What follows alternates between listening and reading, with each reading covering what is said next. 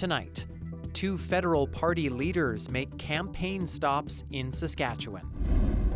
The threat of tariffs is putting a dent in Saskatchewan's renovation industry. And beekeepers here are hoping to avoid the sting of tariffs as well. This is CBC Saskatchewan News.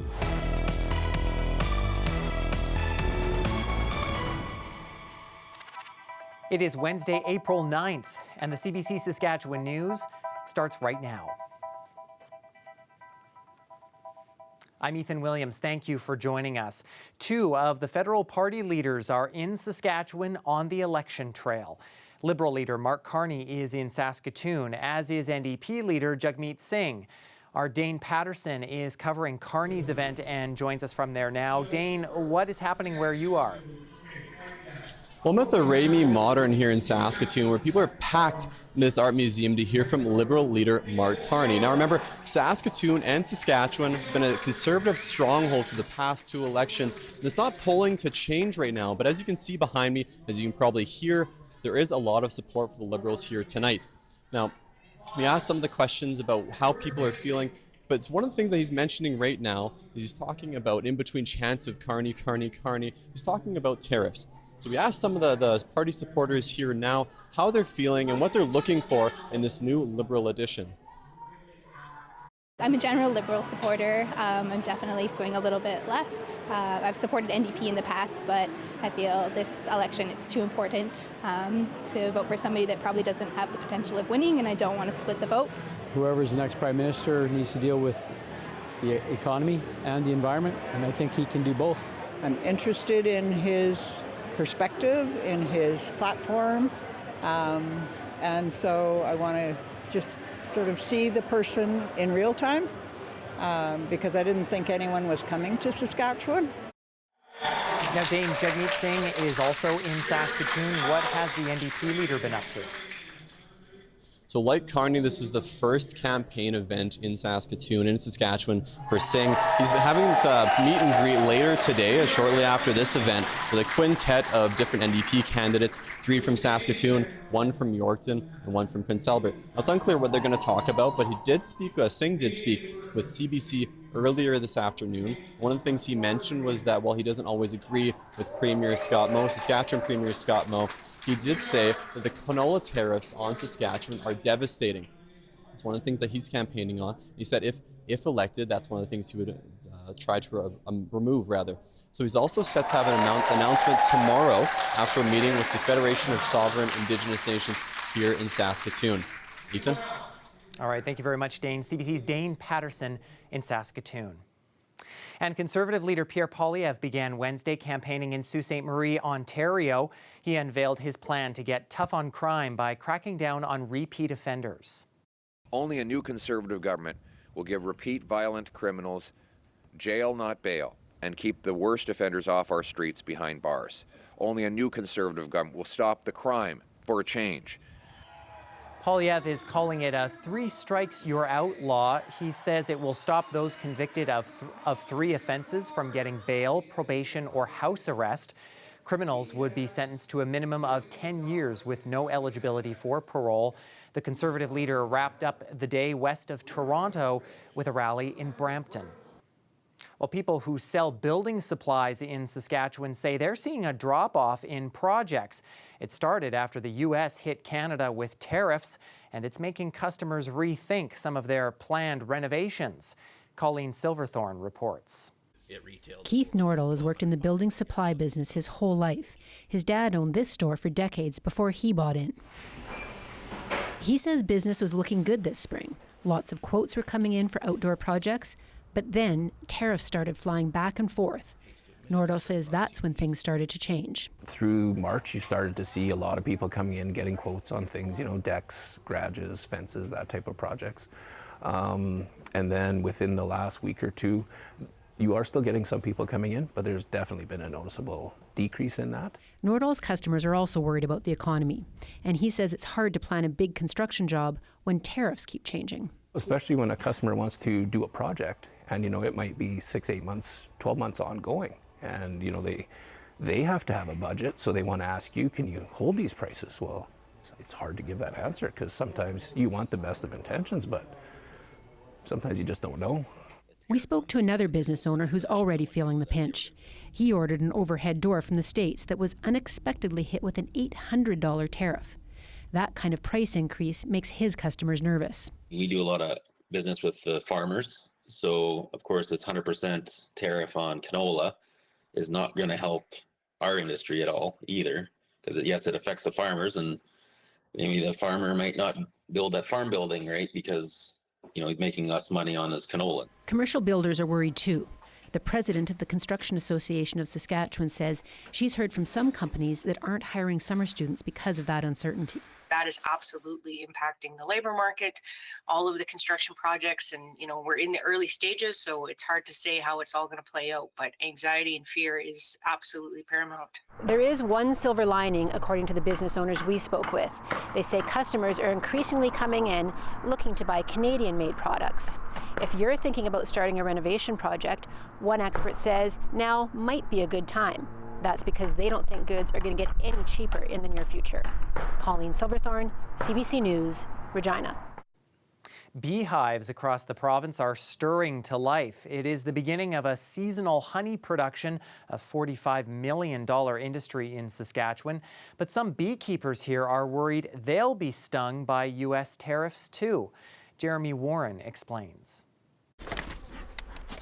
We can take these beehives in the spring and we can split them into 2 or 3 small baby hives and introduce a queen to them.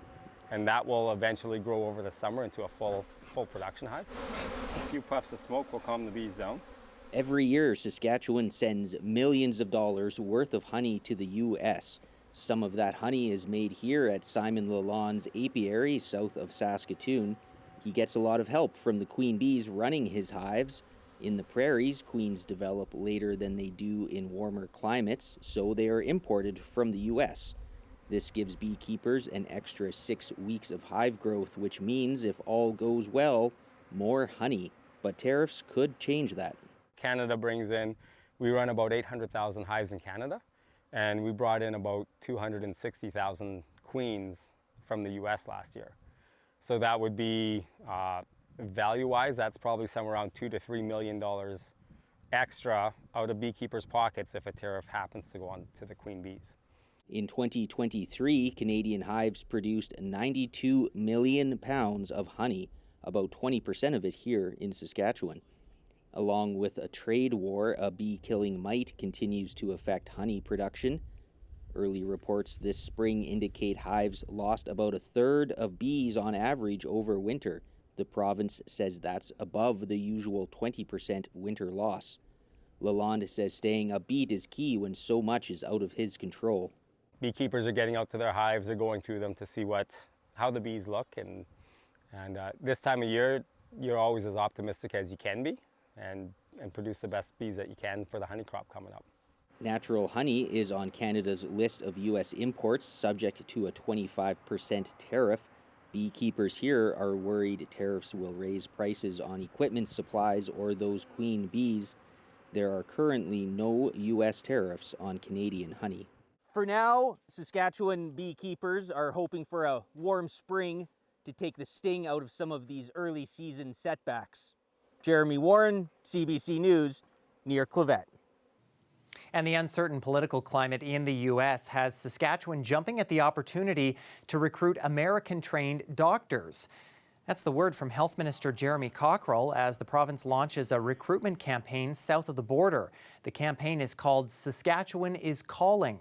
It's set to launch this spring and is already drawing reactions. We see an opportunity to attract some of these people to come home, practice in Saskatchewan, or even if they're not from Saskatchewan, come and practice in a place where there are I'd say some pretty aggressive incentives and some good opportunities. One of the big concerns that I have is around the fact that we have internationally educated physicians in Saskatchewan right now who are trying to work in the system and haven't been able to find a pathway to do that.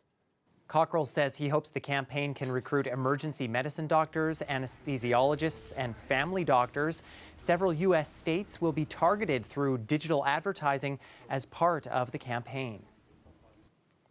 The province is also making it easier for rural and urban municipalities to get rid of derelict buildings. It introduced an amendment to the construction code Wednesday. The change will allow fire departments to destroy derelict buildings by using them in training scenarios. The province says it hopes to have a plan finalized by this summer.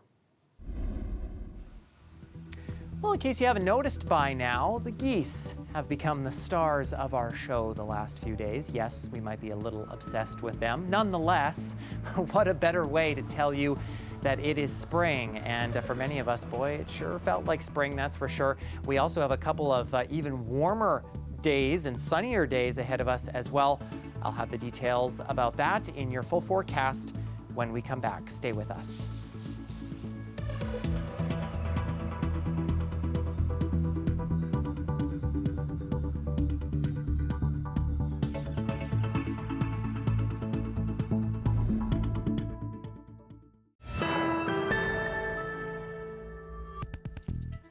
Regina City Council has approved a new zoning restriction near the city's airport. Now, new residential developments will not be allowed to be built immediately west and south of the airport's runways.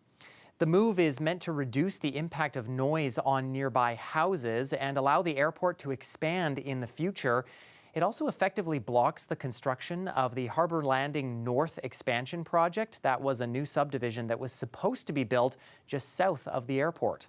We recommend strongly that Regina continues to enable lots of residential development. Huge benefit to the airport for passengers, great for our economy, great for our tax base. We just want them in the right place. This is not a large area of land. These are the lands that are near the airport itself in relatively high noise areas, also at the ends of our main runway. Commercial development will still be allowed in the area. The airport says it is happy to see that kind of development there. An RCMP-related incident that left a teenaged boy injured has prompted a provincial investigation. It happened Tuesday night, and CBC's Liam O'Connor has the latest on what we know so far. The provincial police watchdog agency is investigating after an RCMP vehicle hit a pedestrian on a First Nation in rural Saskatchewan. A 16-year-old boy is in the hospital with what RCMP say are serious injuries. Late Tuesday night, RCMP officers responded to gun-related calls on Kwakatoos First Nation. That's about 130 kilometers north of Regina, near Wynyard. One of the officers was driving on a grid road, and police say the 16-year-old was on that road when he was hit near home on the First Nation, about 600 meters from the main community area. RCMP say the officer immediately called for an ambulance and gave first aid to the boy until paramedics arrived. Star's ambulance airlifted him to a hospital in Regina, but he was then transferred to a hospital in Saskatoon. As required by the Police Act, the RCMP notified the Saskatchewan Serious Incident Response Team, or CERT, about the crash. CERT is a civilian-led police oversight body that investigates when someone dies or is seriously injured while in police custody or is the result of an officer's actions. RCMP say the original gun call is still under investigation. Liam O'Connor, CBC News, Saskatoon.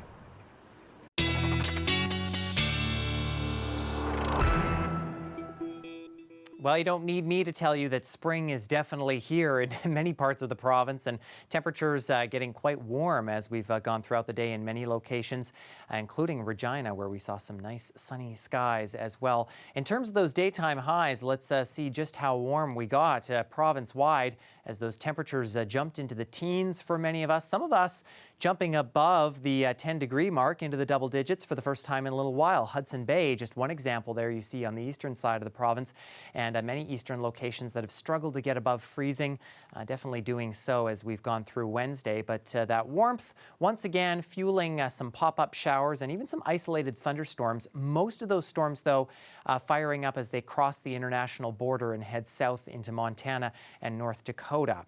And now, in terms of the rain, I think the majority of that is going to come to an end as we head overnight. High pressure moves in and clears out the clouds in the province. Are really the only only area that we're looking for any moisture as we head through Thursday will kind of be through the Churchill region, maybe a few showers there. The sunny skies do not last long, though. We get into Friday in the early morning hours, and the low pressure system that you see developing in Alberta is going to cloud things over pretty quickly. And for northern Saskatchewan, that is going to mean a messy mix of some rain and snow as we get into Friday afternoon. For the southern part of the province, it means cloud cover, but for central areas, it looks like we might actually see a little bit of some clearing.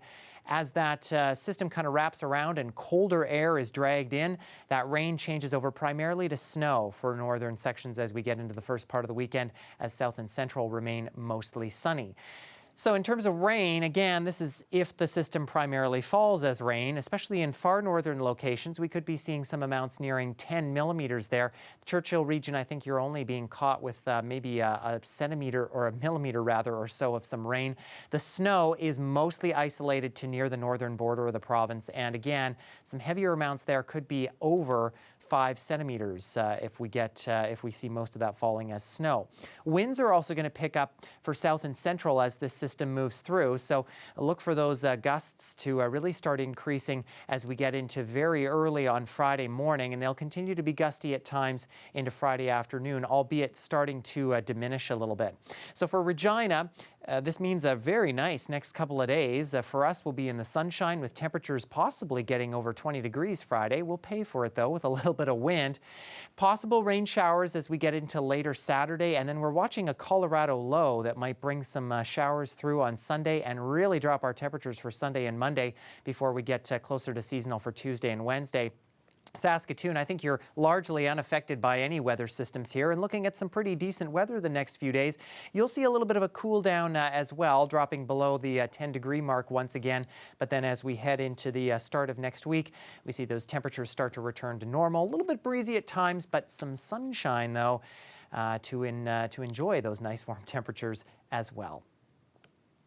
The Canada Border Services Agency says it is seeing a steady increase in the number of people seeking asylum at a major border crossing south of Montreal. The rise at the Saint-Bernard-de-la-Colle crossing coincides with the looming expiration of the temporary status of hundreds of thousands of migrants in the United States. Vanessa Lee reports. Here in Miami's Little Haiti neighborhood, people are leaning on their faith. Even in this sanctuary, there is little peace. They're caught between growing violence in their homeland and the threat of deportation. People are even scared of coming out, going out to work. People who have been working, people who have been in schools, and even at church, we see a reduction of a number of participants. About 500,000 Haitians live in Florida, making it by far their largest home away from home. Including this man, who will soon be a father. He tells our colleagues at Radio-Canada he feels like there is a wall in front of him. He doesn't want to be identified for fear of deportation. He says he has nowhere to go if that happens. Friends are telling me come to Canada. For sure, a lot of people will do that, he says. Already, Quebec's busiest border crossing is seeing a rise in asylum claims. In March, there were 1,356 applications, an 80% jump from the previous month. February 20th is when the U.S. announced they were revoking the legal status of 500,000 Haitians. In Canada, those making an asylum claim must fit a specific criteria. Among them, you have to be an unaccompanied minor or have close family already in Canada. So most people coming at the border right now, they're not going to be qualified, and they will be sent to the States. Even so, Quebec has made its position clear. The immigration minister says the province cannot take in any more asylum seekers. We can't receive all the misery of the world, he says. But the reality south of the border is growing desperation. Just this week, RCMP arrested 9 people after they crossed illegally into Quebec. Advocates for asylum seekers worry that will become a trend as the immigration crackdown in the U.S. intensifies. Vanessa Lee, CBC News, Montreal.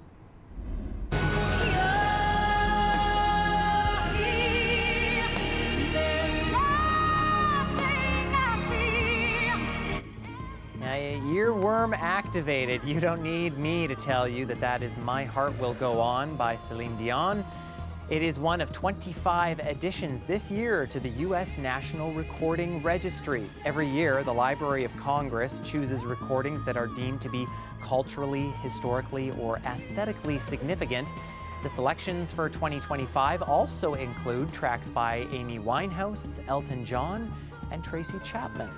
Stay with us. We have more news after the break.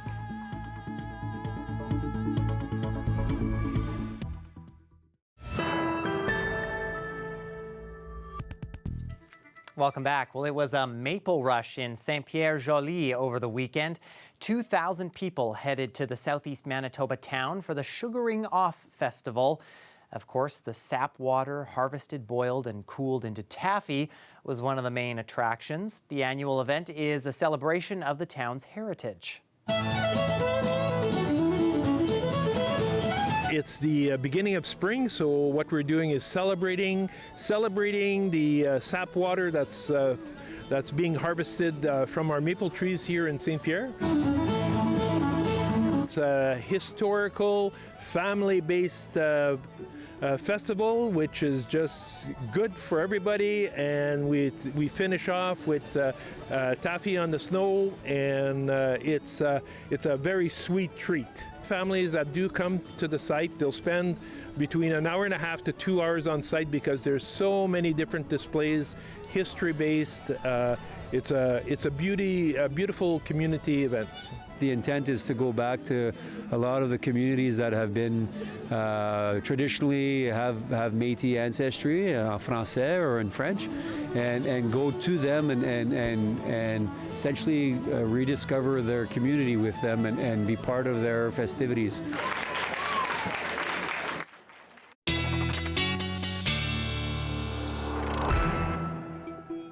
Well, through south and central Saskatchewan, still looking for some cloud cover sticking around in eastern sections, but a little bit of clearing through west central areas.